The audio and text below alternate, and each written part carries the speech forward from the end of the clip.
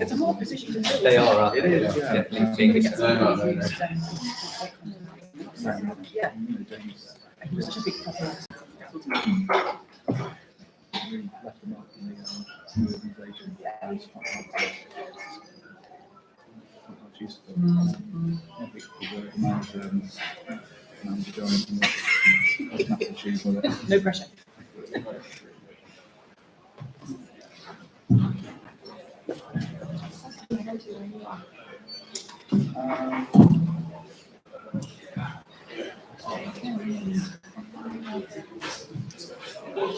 Yeah, absolutely. I might have got some. Yeah. Yeah.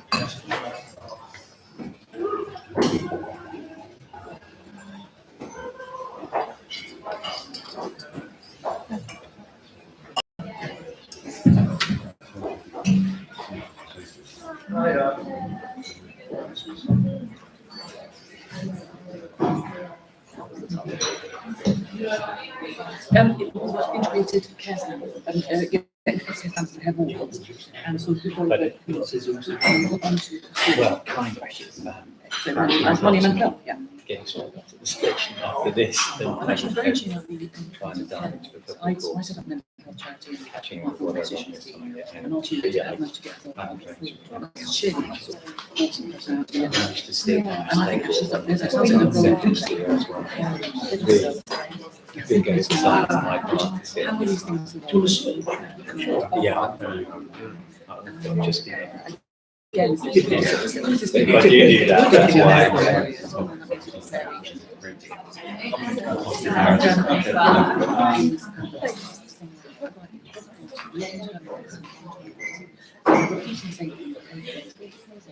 Okay, I think we're ready to get going.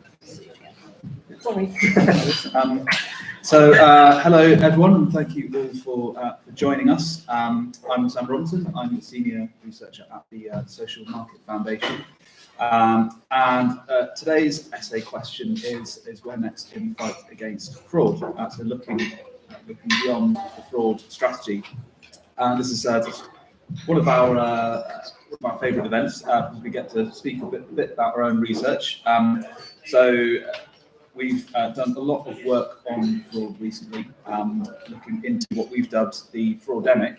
Our research on this has shown that the cost of fraud has hit 12.8 billion a year alone in 2021 and 2022. And almost 1 in 10 people have been victims of fraud, with major impacts on not only their finances, but also their mental health, their confidence, and a range of other things. How do we respond to the fraudemic? Well, we looked at public attitudes around tackling fraud in our report, and there's very nuanced and complex public attitudes out there, but we found that the public are prepared to accept slower, less convenient payments to reduce fraud. So this is a significant priority for the public. And there's also a question of how you go about reimbursing fraud victims, as there's a complex fraud chain with a variety of institutions, from digital platforms to the banking sector, all having a potential role to play in combating fraud.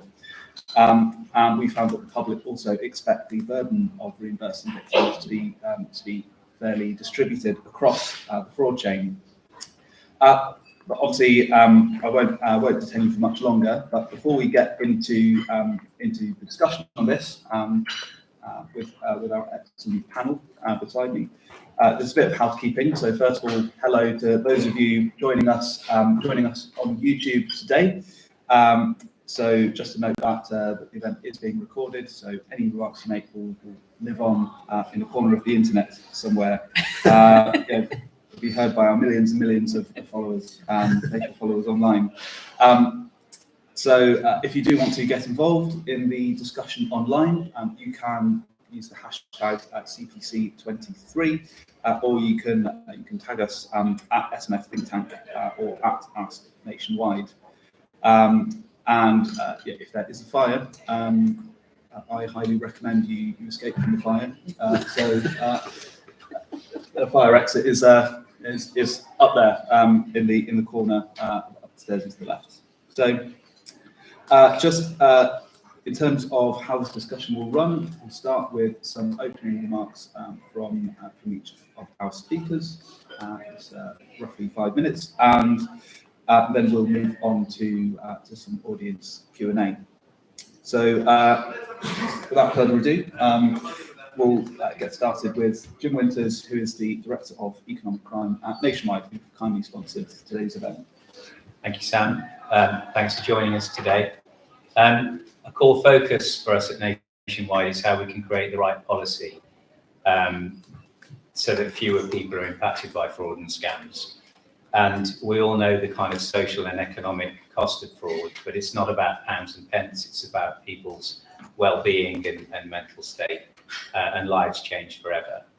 And we often think about the damage caused by crimes such as theft and burglary.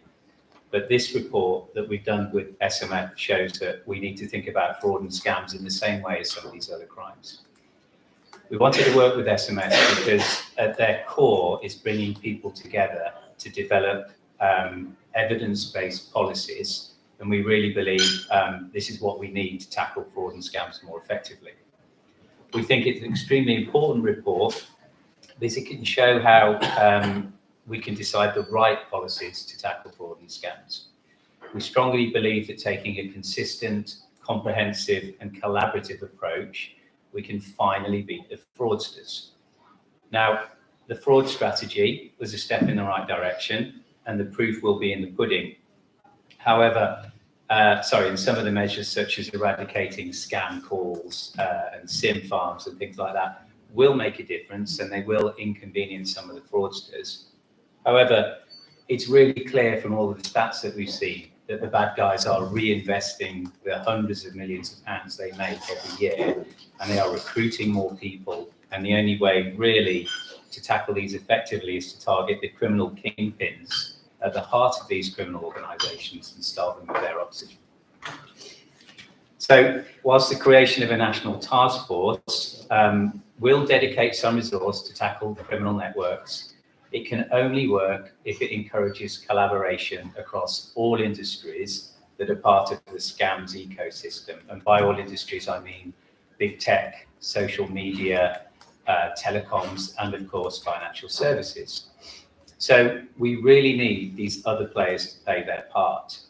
Currently, only financial services really bear the brunt of responsibility, probably because we're the last step in the chain of the fraud or the scam chain.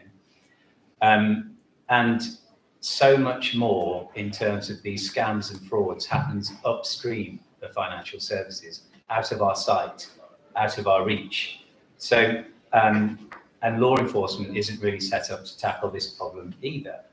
So whilst financial services will of course continue to reimburse those that have had money taken from them through no fault of their own, reimbursement doesn't stop the money getting into the criminals' pockets. They're still making hundreds of millions of pounds of profit every year, as I said, and they are investing this money in their organisations, and we can see what that does to the scale of the problem and the number of people it touches every week. So we would like to see big tech, social media and telecoms really step up and play their part in blocking and preventing fraud and scams right at the start of the process. We're asking them to secure their online marketplaces. We're asking them to prevent fraudulent adverts from being posted in the first place. We're asking people to police their message boards and really secure their platforms to make a difference and join with us. And in time, we need to better share data and collaborate far more freely, as well as some of the costs of the impact of fraud and scams.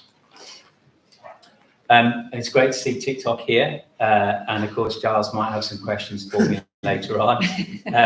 But we think it's through this kind of robust debate that we can make progress and really drive that collaboration that we need. But we must go further. And an untapped policy solution, we believe, is the creation of a central hub, which would bring together multiple industries, big tech, social media, telecoms, as I said before, to work alongside and in partnership with government and law enforcement. But most importantly, it can bring together the collective talent of these organisations from all of these industries. And if you just imagine the kind of talent that's within these organisations working together, supercharging law enforcement, I think the opportunities are kind of limitless in that space. A hive mind is needed to put in place the kind of barriers and defences that prevent these crimes from ever starting in the first place. This approach can only succeed if it's truly independent, it demands collaboration, and it has to be backed by a necessary legal framework to enable the kind of effective data sharing that's necessary to combat fraud. Now, we at Nationwide are open to help funding a truly collaborative effort, and subject to a change in legislation by government, we could use some of the millions of pounds seized from criminals that's held by banks and building societies to further fund such an enterprise. Better to use this money for such a positive enterprise than it is sitting dormant in accounts in the banks and building societies. So with that truly joined up approach, the criminals will continue to profit, we'll continue to see thousands of victims every week, we'll continue to see the traumatic stories that we read about regularly. And ultimately, financial services could become less convenient as banks and building societies are forced to slow payments down in order to kind of combat this wave of financial crime and better protect their customers. Our customers deserve better protection, but they also have got to enjoy, quite rightly, the kind of convenience of real-time banking that we all use today. So in summary, we believe that the cost of fraud should be shared, that collaboration is the key to combating financial crime, fraud and scams in the UK. And the research that we've done does show that some government intervention will make a difference. And as a mutual, we strongly believe that collaboration is the key, and it's time that we better came together. So today's a call to action to join us and to tackle fraud once and for all in the UK. Thank you. I think Connor, I'm passing on. Yeah. Yes, so we'll move now to Connor Darcy, who's the interim chief executive at Money and Mental Health. Thanks very much, Sam. Thanks, Jim. So at Money and Mental Health, we're a research charity. We talk to lots of people with mental health problems to understand the challenges that face them. And we were set up by Martin Lewis of Money Saving Expert back in 2016. And that really came out of a result of him speaking to people all the time about their finances. And so often mental health problems went alongside that. And sometimes it was the relatively straightforward, when your finances aren't in a good place, when you're missing bills, that feeling of stress, of missed sleep can build up over time to constitute a mental health problem. But it also goes the other direction, where if you're already experiencing a mental health problem, lots of the common symptoms across a lot of different conditions can expose you to added risks. So things like increased impulsivity, not thinking through decisions as much, trouble remembering details, all those things can make it harder to stay on top of your finances. And obviously, for the topic of this discussion, it can make you more vulnerable to scams. And because it's, we're talking about 1 in 4 people who will experience a mental health problem in any given year, understanding outcomes and where the challenges are and what that looks like for people with mental health problems is really important to us. So we did a report back in 2020. We did some polling where we found that people with mental health problems were 3 times more likely to have been scammed online than the rest of the population.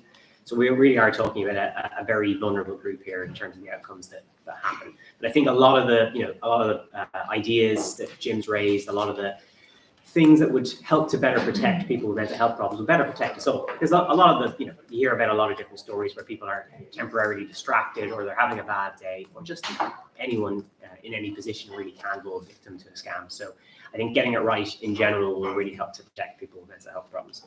So I think it makes us more exposed when our mental health isn't great. But I think the mental health impact, which has already been touched on, of losing out to a scam can just be huge. So we've heard some really difficult stories, which I know everyone will have come across. I think it's particularly important when we're speaking to people with mental health problems, where often things like going out of the house and doing a shop can already be a big daunting activity. So if you're now really nervous about doing online shopping because you have lost out, that can cut you off from a lot of basic services. Or with social media, again, we've spoken to lots of people who had seen scams through social media, had sometimes fallen victim to them. if that's, you know, a main social lifeline for you, if you're now missing out on that, the damage to your mental health and to your family and your relationship can be massive. And obviously there's an impact of business there too. If people are starting to doubt more about the validity of advertising or legitimate businesses, then that's not good for anyone. So in terms of how things have progressed, I mean, we're quite positive about what we've seen so far. I think the online safety bill and the added elements around scam ads is really welcome. I think some of the things that the PSR have done around increasing reimbursement, that's all moves in the right direction. I think what really, you know, again, as Jim touched on, the proof being in the pudding, we have to see how this actually plays out. So from the point of view of social media firms, again, taking down more of those ads, but actually stopping them before they go up in the first place is just going to be such a massive protection and an added boon for people who are more at risk. I think there's lots that banks could do too, and I know there's already loads of good checks in place and reminders to say, are you sure you're making the right payment?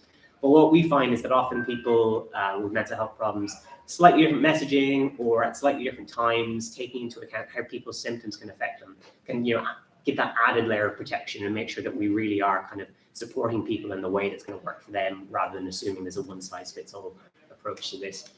And then I think the impact on people's mental health from actually reporting is something that is really tricky to overcome. And, you know, as we touched on, the police are obviously dealing with lots of different crimes, and trying to support people is always a challenge. But we often speak to people who, again, are living on quite low budgets. You're more likely to be out of work if you have a mental health problem. And losing £50, £100 is understandably not going to be the police's number one priority. But actually the impact that can have on someone's, you know, finances for that week, for their mental health, for their ability to get through the month can just be massive. And we've often heard that people don't feel very well supported or like it was right for them to come forward. So I think, again, going back to Jim's point, it really is about an ecosystem, how you make sure the training is in place for police who are dealing with this, that the reporting tools are easy to use and supportive, and that there is signposting to other help so that people can kind of get back on their feet and recover from what can be a real hit to their financial and psychological health. Thank you very much, Connor. So social media has come up a couple of times now, but for the view from the social media, we'll come to Giles Derrington. Giles is the Senior Government Affairs and Public Policy Manager at TikTok. Hi all, thanks so much for having me. I think it's a really important topic, and for the reasons just set out, actually, one that's kind of goes beyond kind of sometimes kind of technical areas and goes to something like very real and human. So I think we all kind of need to be working to get it right. For those who don't know TikTok, which I imagine is not many, but just in case, we are an online entertainment platform that mainly focuses on short content, increasingly longer content videos that users can upload, scroll through, and learns what you like as you watch it. We're a 5-year-old company, so when we talk about this debate being a very long one, we are younger than the online safety bill. The online safety bill started before TikTok existed.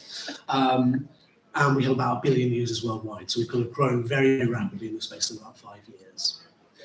I think that kind of youth gives us something which is quite helpful in this debate, which is, candidly, we can learn from what's gone before, and we can think about the way we design our product in a way that is helpful to tackling some of these things we see online.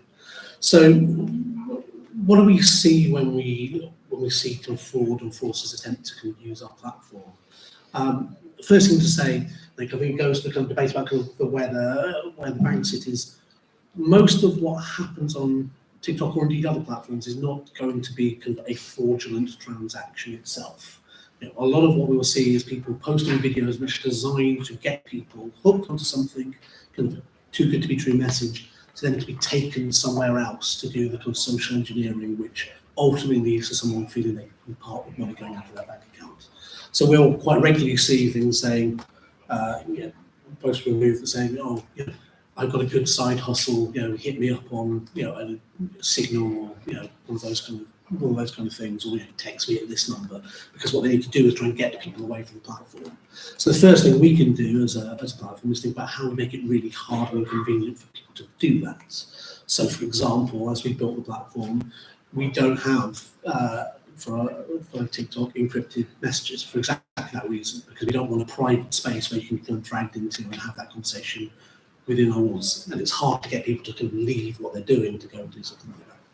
Secondly, we don't have things like private groups for exactly the same reason. We can design out some of those challenges.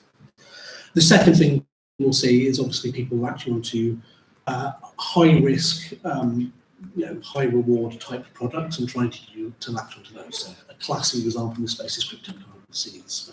There's a lot of too good to be true, a lot of hype, all those kind of things. So we can take decisions about how we choose to allow advertising on our platform. So we take the view that cryptocurrency is currently too dangerous to be able to monitor, so we won't allow advertising of cryptocurrencies in themselves on the platform. Similarly with things like gambling, where again the risks are potentially quite high. And the third thing we can do is try and intervene and meet users where they are in their journey. So, for example, if people scrolling through TikTok are not thinking about sending money to people at that point. They are not going to be victims of a crime at that point. And so it doesn't quite make sense to jump at them and say, oh, if you're a victim of crime, call Action Fraud or wherever, because that's not what they think they are at that point.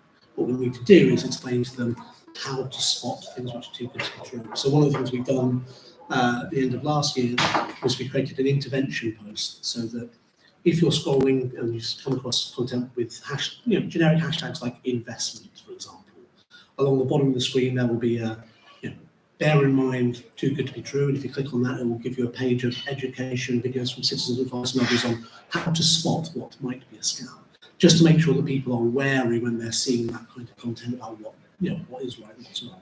So I think that's a huge amount of work we can do. And the final thing is, and this is really important when we're talking about the social media or online industry as a whole, is to meet users where they are in the language they are.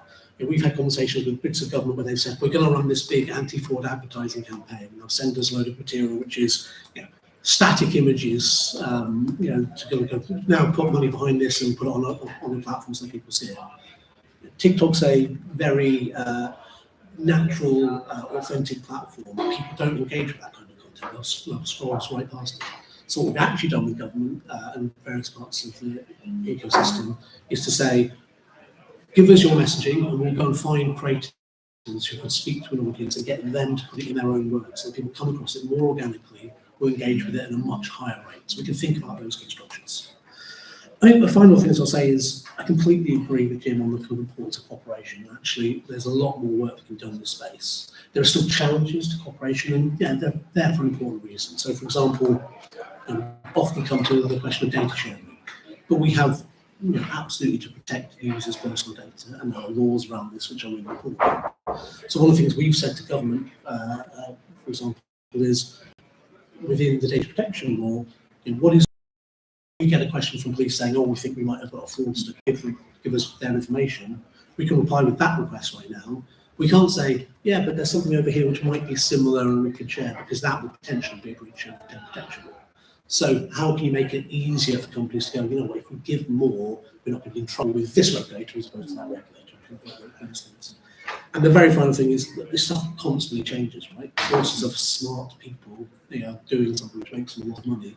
So we're constantly seeing evolution of the types of things they're doing, the types of approaches they're taking. So that cooperation, not just with other platforms, with police, with financial services, but also with victims themselves to understand how they were hooked in, is so important for kind of making sure that our risk teams can spot something at the source and get it down. Yes, great. Well, lots to touch on there.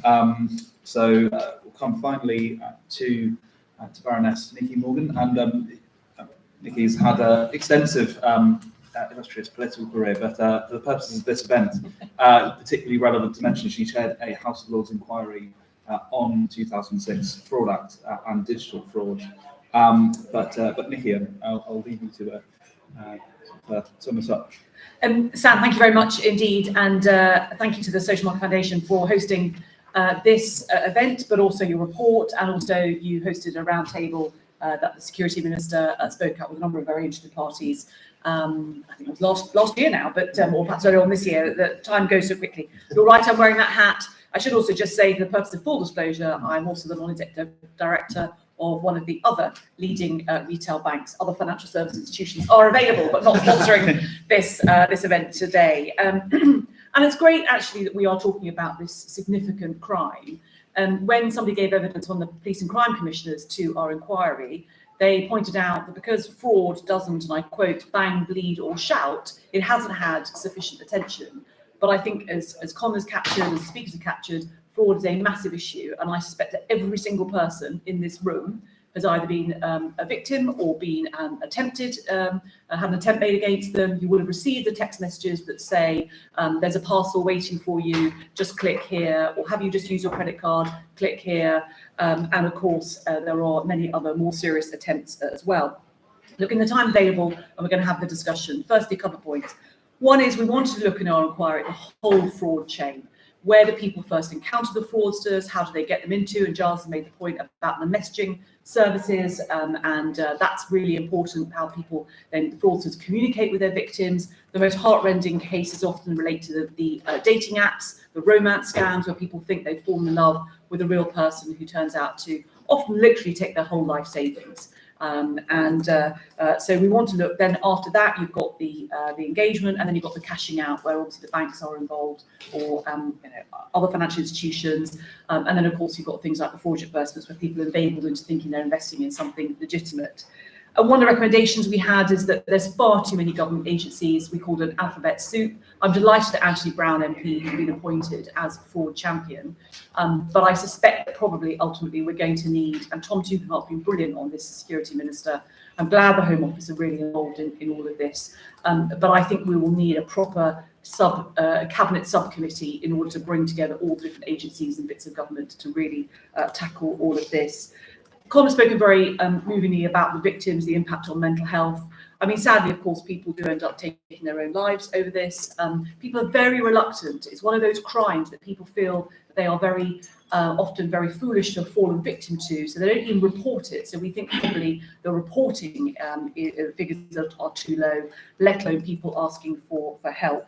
It has sufficient resource been made available for enforcement. The government's launched the National Fraud Squad. It's only 400 strong. And in any event, I think this can't be solved without private and public sector working together, because why should we expect our law enforcement to have the necessary digital capabilities when we know that actually by working together with the private sector, I would say as Conservatives, we do believe in the private sector. We believe in the great skills that are there, and we want to make sure that they are working together with our public sector servants as well. Giles talked about digital platforms. I must confess, I don't have a TikTok account, so I don't know huge amounts about it, but I think you're right to say, the speaker said, the online safety bill is a start. As Jim has outlined, the financial services sector does believe very strongly that all elements of the fraud chain should have a stake in some reimbursement or a financial incentive to sort this out. I don't know if we've got any representatives of the telecom sector in the room, but we were very clear in our report that telecoms, as well as other social media platforms, absolutely have a role to play in tackling this. We have the economic crime bill, the failure to prevent fraud offence. I think it doesn't go far enough, but it's a start, and we were very pleased to see the government legislating on that. I take Giles' point, and we might come back to this in discussion about a public awareness campaign. My big ask actually now, having had the online safety bill starting and the social media platforms, telecom companies beginning to step up on all of this, I think a very clear unified public awareness campaign is actually what is needed. It's the first time I've heard actually somebody set it out as Giles, which is actually different platforms, different audiences and everything else, which I think is a fair enough point. But I think the current fragmented landscape we have of different companies, different messaging, actually doesn't do the public sufficient service in terms of how we could be really clear. And the police, absolutely, those I've spoken to, are on side in wanting this very clear campaign. And I think we could really take some lessons from people who understand human behaviour, what would actually make people think. Otherwise, exactly as Jim said, we're going to have to disrupt payments more and more. There are more and more questions being asked. If when you go on and you log on to your banking, you want to make a payment, and it keeps saying to you, who do you want to send it to? Has anyone asked you to lie, and all the rest of it? Some are now saying if somebody's been told to give a different reason for transferring money than the one you know to be true, that will be a fraud. But you can only stop so much, and there is a huge legal argument about whether financial institutions can, at what point do they have to let a payment go, even if they suspect it to be fraudulent. Finally, We talked about the lack of research on who's benefiting from all of this. And I think that's one of the things that whether it's think tanks or other organisations could really help with. We were struck in the committee by the lack of understanding about who's benefiting from this money and where's it all going, particularly when it obviously goes abroad. Two final things. One is I think the importance of digital identity verification. As a Conservative, I'm very uncomfortable with the idea of digital identity, but a lot of people are saying that actually if we had very clear online identities, particularly things like romance scams, could be tackled more easily. And the other thing, of course, is exactly this is an evolving landscape. AI, deep fakes, digital innovation. This is only going to grow. We're not going to get necessarily, the fraudsters are innovative. They will always be out there, but actually the more resource we can pull together and bring to bear on this subject, we can stop people being victims. Thank you, Nikki. And so before we go to the discussion, I just wanted to sort of pick up on that last point you made. Just sort of go around the panel. How do we stay ahead of the curve, especially when there's breakneck technological changes going on with AI and a multitude of other technologies? Obviously, fraudsters have these new tools at their disposal. So how do we respond to that? I'll come to you first, Jen. Okay. This is why I keep banging on about collaboration, because the thing that all of these crimes have in common, they all use digital platforms, which means on every single platform they leave some breadcrumbs behind, and the breadcrumbs can link to a physical entity in the real world. So the reason I think this collaboration, this data sharing is so important in real time is that you can pull together these breadcrumbs, you can track these entities as they move across platforms, and we can put those platforms off limits to the bad guys. And I think if you block them off the platforms, they can't do what they do. But also, there's definitely a case for stronger due diligence at the front end where certain companies are providing certain services. So everything has to be bought somewhere. And I used some dramatic terminology once about some of these things in the wrong hands could be like weapons of mass destruction almost. But it's amazing the harm you can do with some of this technology that's freely available. This is definitely a case for stronger due diligence when these things are acquired or bought.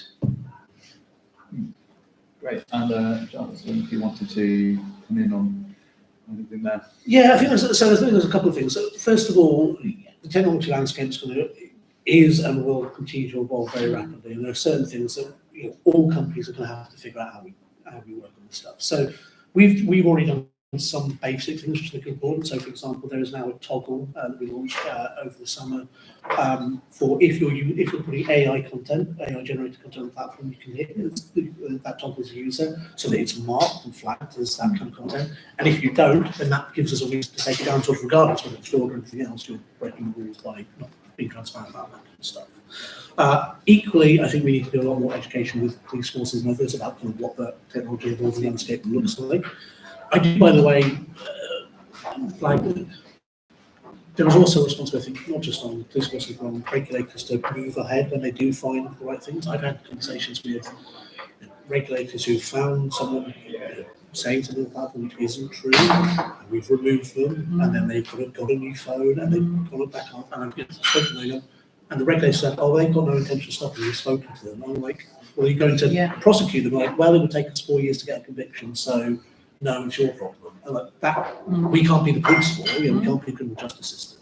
So how do we make sure that that process speeds up as well, so that when we do find bad actors, they're not just told, "Well, you've been very naughty, we're going to close your account." We can actually do something properly about it. I think the final thing I'd say because the evolving technology is this is again where that cooperation comes in so strongly, and where that data sharing stuff and making it so that we can do that in a way which is free of consequences for platforms, because it is so important that we balance that. People care about their privacy, and by the way, if you're too lax with their privacy, then you create fraud risks at the other end of the chain, right? So every open door into our platform is a risk that someone could try and exploit that. So we need to make sure that those things work properly, that the right signals are getting through to the right people. Great. And if you wanted to expand on any of that. I suppose I've said three, but one I mentioned about digital identity and verification, and that was a big live debate, obviously, in the online safety bill about anonymous accounts, for example. And I think there might be certain platforms where actually who you're interacting with is very important, and therefore actually the platform should know who they're dealing with. There are ways of checking, and I suspect one of the growth businesses will be online verification, if it isn't already. Secondly, safety by design. I think if the government and regulators have made it clear that actually tackling fraud, which is one of the reasons why it's important to have that point in the online safety bill, is important, that actually when new providers are designing services or expanding, they now have to think about this stuff from the start. You're not trying to bolt it on as an addition, so safety by design. And then the last thing, I suppose, with Ofcom, one of the things primary legislation takes a long time to change, which is why actually technological innovation, will leap ahead. But actually, if you've got regulations or guidance underneath, so particularly in relation to fraudulent advertisements, Ofcom have got to produce guidance now. They can update that much more quickly. And so I think that's where the point about collaboration, feeding in what you're seeing in the marketplace, feeding that into the regulator, so they're able to amend the guidance much more quickly, so we're remaining more nimble, will be very important. Great. And Conor, did you want to? Yeah, I'd probably build on that Ofcom point as well. They're getting a lot of new powers and responsibilities. It's a really tough job, as we've been touching on. There isn't an easy answer to this, and there are so many other online harms in the online safety bill to be considering. The funding that criminals have is massive. Also, the companies, from the point of view of the regulator being able to assess, do we think they are doing enough to tackle these ads popping up?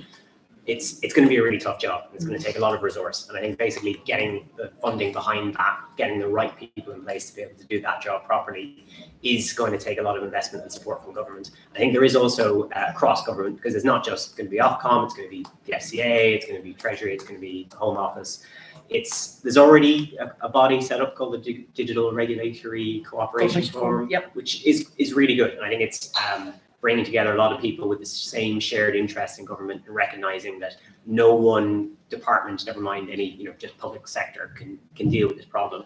But it is going to take a lot of investment and a lot of focus and emphasis, which again is why I think discussions like this are really, really welcome. Great. So on the discussion point, I think we're ready to open it out to the floor. So just to say, there is a roving mic, so you just wait for my colleague Rhiannon to reach you. We'll take them in batches of 3, just to make sure everyone gets a chance to ask questions. So, gentleman in the blue shirt first. Hello, David Finlay. Anyone who tries to commit a fraud has to start by communicating, either by telephone, by text, by email, by social media. How difficult is it to actually track these people down and stop it, so that if someone gets a telephone call, you could somehow register that and then they would track them down? Or is it really difficult to track the people down? And so we'll come to the lady behind and then the man back. Hi, my name is Simone Vibert. I'm Head of Policy Internet Matters. We're a children's online safety charity. We've done quite a bit of work on children and being scammed, particularly around crypto and NFT. So I guess my question is, I don't think we've heard about children yet in the debate. And my question genuinely is, do we think that there's a specific approach that's needed for children, or is what is generally being considered enough? I guess we've got a bit in the online safety bill around scam ads, as we said, but that's not really directed to children. And I think in the fraud strategy, it's mostly focused around some education. I guess I'm wondering if there needs to be more protection built in. For example, I think the Treasury Committee have said that dabbling in unbacked crypto is basically gambling, and we don't allow children to gamble. So is there more stuff like that we should be thinking about specifically for children? Yeah, thanks. Thank you. Adam Green from Equinity. There's a huge push to digitise financial services, so a lot of parts of the existing legislation are quite antiquated. Stocks and shares is one example where we have paper-based share certificates, so Andrew's team is looking to make that digital. Is there a joined-up approach between the move from a paper-based system we can control to a digital one we have less control over? Great. So tracking down initial communications, role of children in all this, and digitisation. Nikki, lovely. Tackle some of that. Well, three great questions. In terms, obviously, Giles will have a bit more understanding about particularly, obviously, TikTok type users and tracking down everything else. What we found in the inquiry was, particularly in relation to telecoms companies, there is more that could be done around spoof calls, and particularly numbers and SIM farms where people will send out, millions of messages. And actually, and Ofcom have begun to swing a bit more into action on that, and some of the telecoms companies have started to do a bit more. But it's still really a bit hit and miss, and it's a bit reliant on the companies, and some are prepared to take more action than others. Some of it is about the infrastructure, the type of sort of literally line infrastructure we have, and how in this country, and whether we can intervene and everything else. But I'm sure there is more that can be done, and the different platforms, and that's what I mean about them knowing who the users are. So, for example, on a dating app, when somebody uploads a profile, actually things like checking, is the photo genuine? Is that a real person? Is it linked to a credit card, for example? Are all things that the responsible platforms do, others don't. Why not? And actually making sure that that happens. And that's why I think at the moment, the government view and the fraud strategy is that these things should be left to tech charters. Many of us think that there's going to have to be some form of legislation eventually to force the hand of those recalcitrant companies, basically. So I think there's more they could do, and some responsible choose to do it at the moment. In terms of children protection, it's a great question. One of the things I suppose about messaging and education, what actually works, and of course, just saying to somebody, a young person, don't do this. Frankly, my approach to crypto is I ban the whole lot of it. I think it's all, a total Wild West. And I think anybody, as Andrew Bailey has said, anybody investing in it should expect to lose absolutely everything. However, that's still going to make it attractive for many of our most rebellious teenagers. Now, one of the other things, of course, is going to be about the platforms themselves enforcing. Many of them say nobody under the age of 13 is allowed on this platform. We all know that doesn't happen, in the sense that children do creep onto these platforms. So one of the challenges, I think, for the companies now on the Online Safety Bill is sticking to their terms and conditions about that they know who their users actually are. In terms of joined up approach and digitisation, the honest truth is I've just come from a totally different discussion about a totally different area of public policy where we talked about joined up approaches. And I suspect the answer is it doesn't happen sufficiently. I would like to think that the Treasury have been quite late, if I'm honest, to the fraud table. And I think they absolutely have a role to play in all of this. And I think that as go back to safety by design, if you're going to do digital things, whatever government department you are now, you've got to work out what are the bad actors going to do to exploit this. And I think sometimes we all rush ahead with the good stuff and forget there are bad actors, as I think somebody said, Giles said about the people who exploit the back door. I think there's some lessons can be shared to make sure that security is paramount. Great. So Conor, I'll come to you next. I would say none of those are my specialty areas, but on online advertising, we didn't touch very much on the online advertising program, which is another separate stream of work. And I know from speaking to the likes of the ASA, who look after ads in the kind of more terrestrial space, they have focused a lot on children and how targeting has been done there.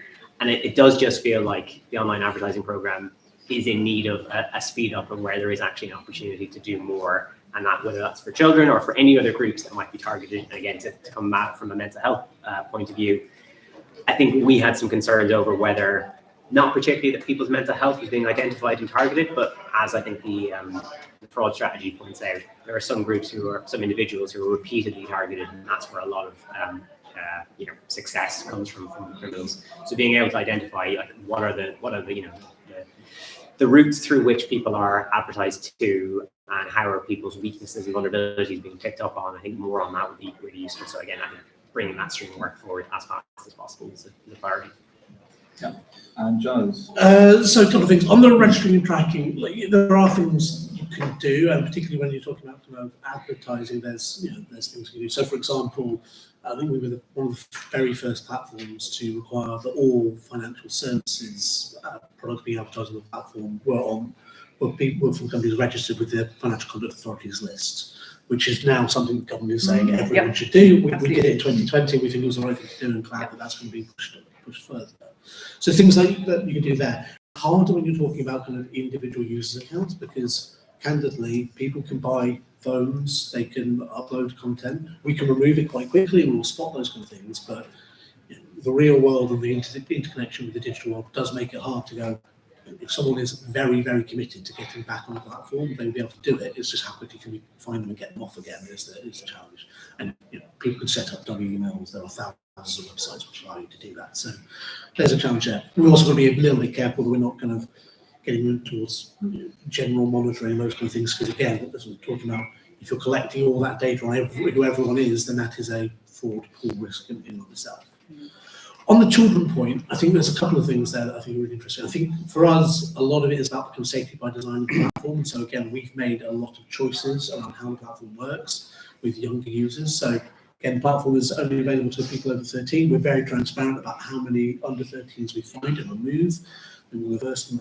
One of the only companies still to publish every quarter how many underage accounts we remove. But there are also things we can do around the tools they can get. So for example, if you're a 13-year-old on our platform, you do not have access to direct messaging. If you're under 18, you do not have access to TikTok Shop. When you become 16, you can have access to direct messaging, but it's turned off by default. So it has to be an active choice to do. We also have our family pairing app. So effectively, you as a parent can link your account to your teenager's account, and you can set the terms of whether they have access to direct messaging and those kind of things. So you can give some parental control over those kind of things as well. I think in that way, kind of introducing people slowly to those things and allowing them to kind of not kind of jump into the whole product is, I think, really, really important in that space. I think the other thing, as I say, is it is so important with the advertising campaigns that wants to run. It's not that the message has to be different and that the kind of brand should be different, and there's lots of different agencies, but you have to, in the same way that you wouldn't take a newspaper ad and put it on, ITV kind of during Coronation Street. You think about the platform that you're using. There's a tendency a little bit to go, social media is all the same. TikTok's not even a social media platform, it's an entertainment platform. Right? So you have to think about what you're doing differently in order to make sure that the audience are going to go, that's something that speaks to me, and it's not just some gump that I can spot past. And Jim, a couple of bits I could probably squeeze out. So David, in response to your question, I agree with Nikki. I see some good practice with some platforms in some sectors, with some industries. Some of the dodgy text messages that were proliferating a year or two ago, you might have seen some of those drop away a little bit because telecoms have deployed some quite smart software to stop that. I've seen similar examples, but the problem is it's inconsistent across these industries. One of the reasons for that is that, of course, they have different regulators, different sectors have different regulators. You look at financial services, we're obliged to apply very high standards of due diligence when someone opens an account. We have to do monitoring. There's so much that we are legally obliged to do to put our platforms off limits to criminals. It'd be great if such high standards could be applied and mandated across sectors to similarly high standards going forward. And Simone, to your question about for children and protecting children, so I agree. It's a growing problem with their access to technology and just how mature children are now and what they're aware of and what they're exposed to.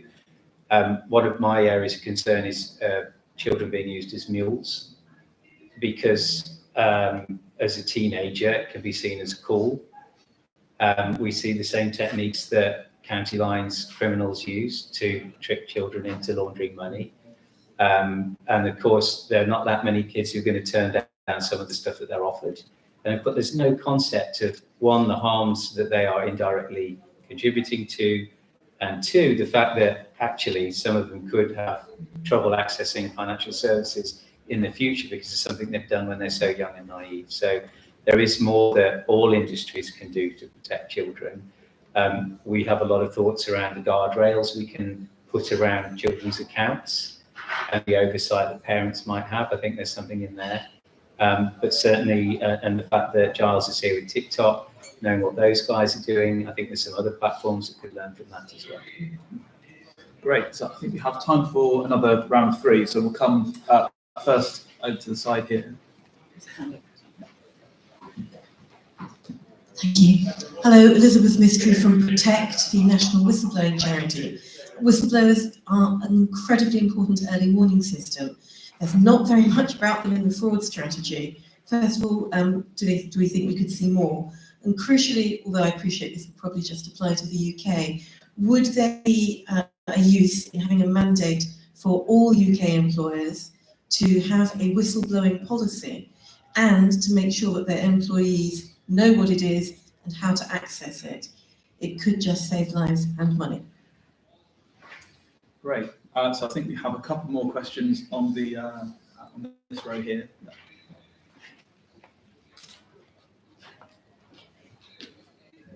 Hello, my name is Adam from Opinion, and I worked on the public attitude and opinion side of this research. And one of the things when we were asked to have a look at it was this idea that there is this public perception that if you get defrauded in some way, the financial institution that is involved in that will somehow reimburse you as a kind of safety net there. So my question partly is about to what extent is that a sustainable situation with the financial services industry largely sort of picking up the tab for this ongoing issue, and also the difficulty we had when designing questions around this was how to sort of test that and how strong an assumption that is and how baked thin that is, and this whole kind of stated that sort of legal preferences thing we struggle with.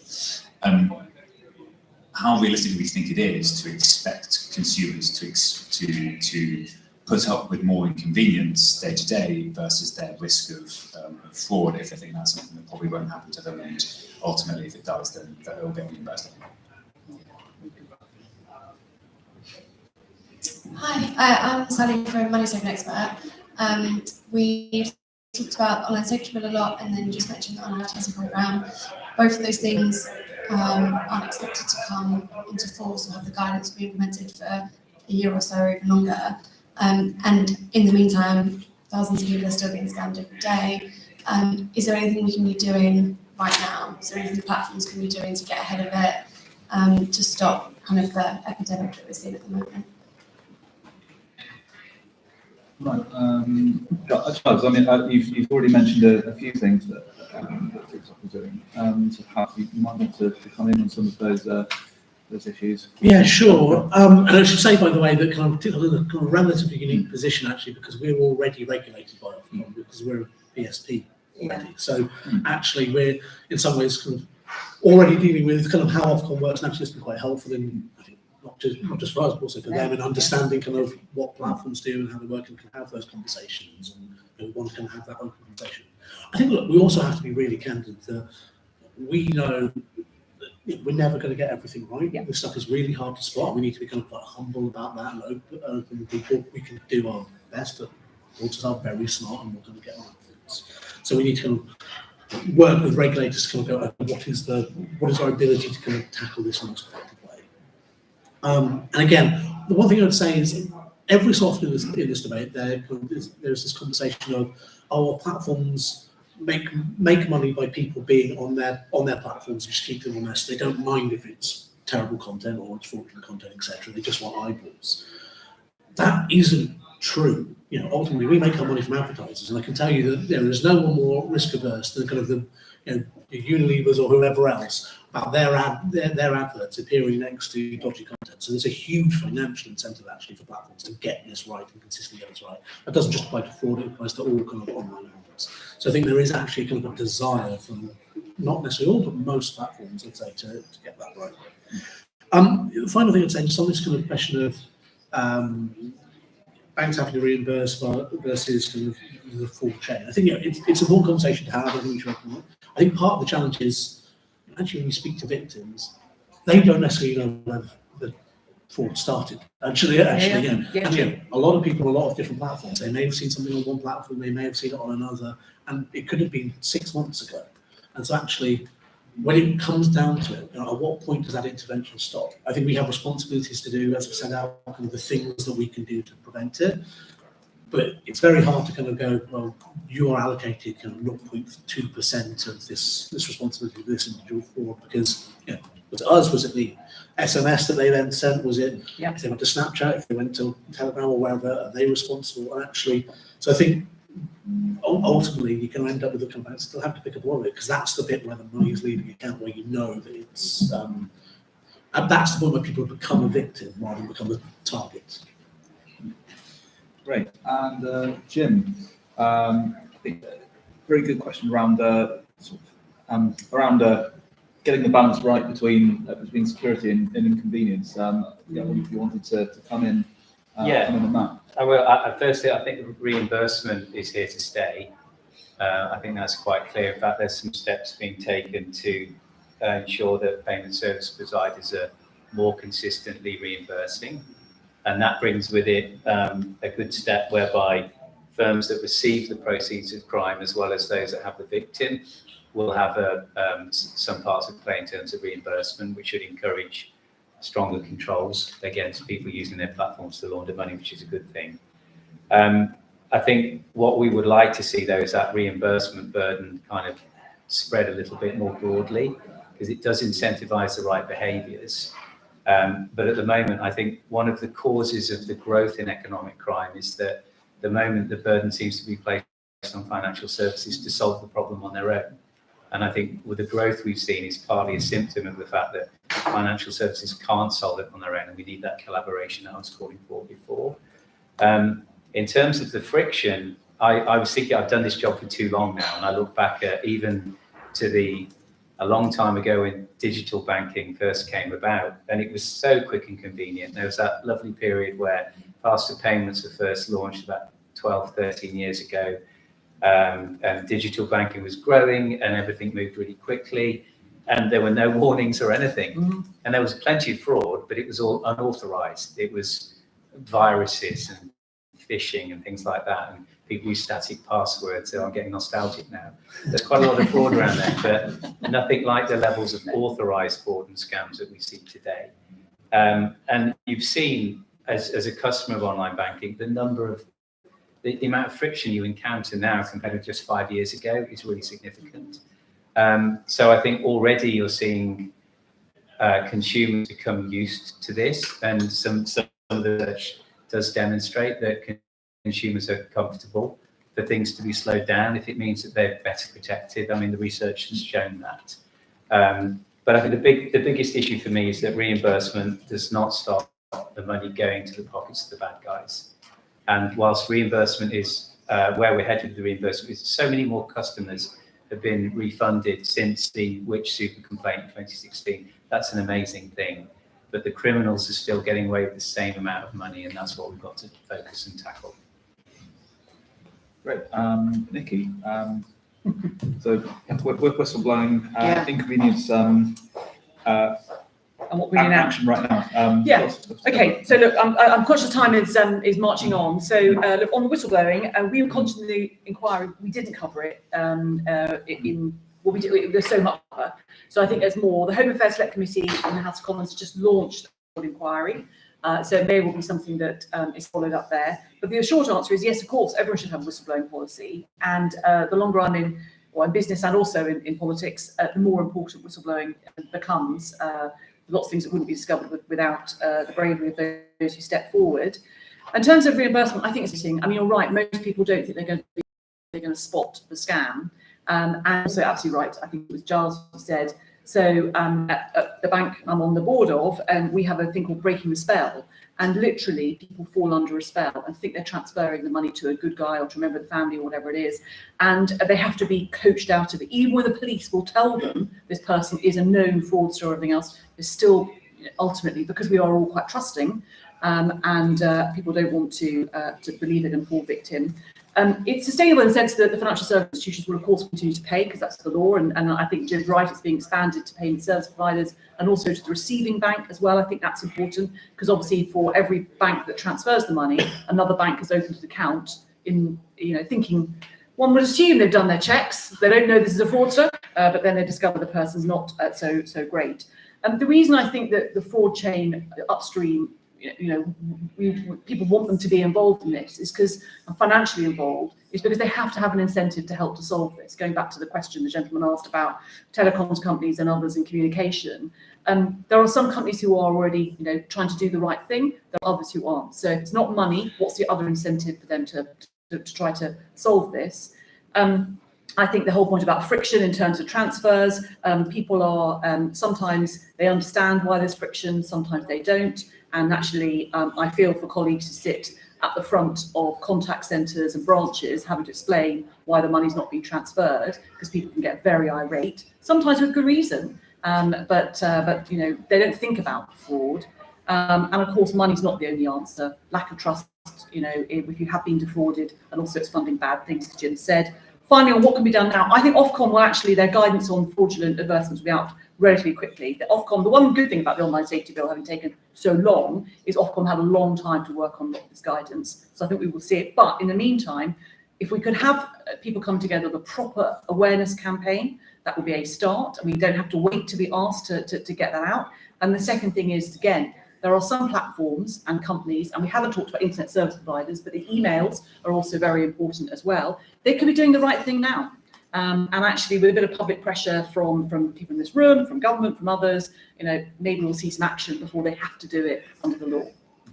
Great, thanks, Nikki. So just where the time is indeed marching on, so I'll give last words to Connor. I mean, no, Nikki did a very good job of wrapping up, so I'm not going to add very much. I will just add on friction. I think it goes beyond just financial services. I think there's a much wider debate over, like, with spending and how quickly people can get into massive amounts of debt, all those sorts of transactions. Yeah. We don't really know very much, and the SMF report does a good job of getting into this. We've done some research on it, but I think actually finding out how much are people willing to put up with, where's that trade-off between protecting our finances versus making life quick and easy is one worth having. Yeah. Great. So all that's left for me to do is to thank our wonderful panel for an excellent discussion. Thanks to all of you for attending and contributing to this discussion, and thanks to Nationwide as well for today's event. Thank you.